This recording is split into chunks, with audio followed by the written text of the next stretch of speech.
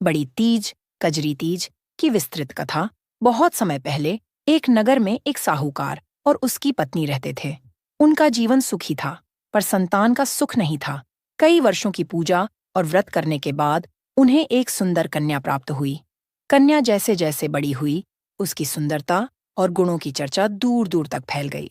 उचित समय आने पर साहूकार ने उसका विवाह एक अच्छे और संस्कारी परिवार में कर दिया। शादी के कुछ महीने बाद ही सावन का महीना आया। कन्या अपने मायके आई। तभी उसकी माँ ने कहा, बेटी, आज कजरी तीज है। यह व्रतपति की लंबी आयु और सुखमय दाम्पत्य जीवन के लिए किया जाता है। यदि तू यह व्रत करेगी तो तेरा दाम्पत्य जीवन सदा आनंदमय रहेगा। कन्या ने श्रद्धापूर्वक व्रत रखने का संकल्प लिया। उसने पूरे दिन निर्जल रहकर भगवान शिव और माता पार्वती की पूजा की। हरे वस्त्र धारण किए, हाथों में हरी चूड़ियां पहनी, पैरों में महावर लगाया, माथे पर बिंदी लगाई।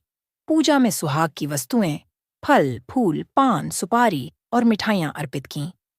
शाम को मोहल्ले की अन्य महिलाओं के साथ वह झूला झूलने गई, गीत गाए और कथा सुनी।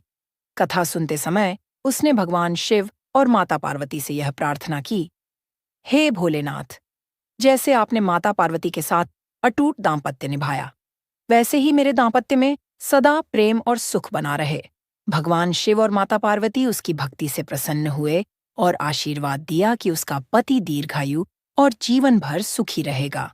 तभी से यह व्रत महिलाओं के लिए सौभाग्य और पति की लंबी आयु का प्रतीक माना जाता है।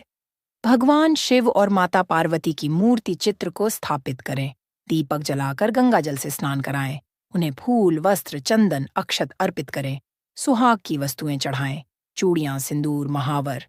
कथा पढ़ें या सुनें। 4. कथावाचन। सभी महिलाएं एक साथ बैठकर कथा सुनें। कथा के बाद कजरी गीत गाना शुभ माना जाता है। 5. व्रत पूर्ण करना चांद निकलने के बाद या रात को पूजा के पश्चात व्रत खोला जाता है। पहले भगवान को भोग अर्पित करें, फिर प्रसाद ग्रहण करें। विशेष सावधानियां व्रत में झूठ न बोलें, क्रोध न करें, परनिंदा न करें। दिन भर जल भी न पिएं।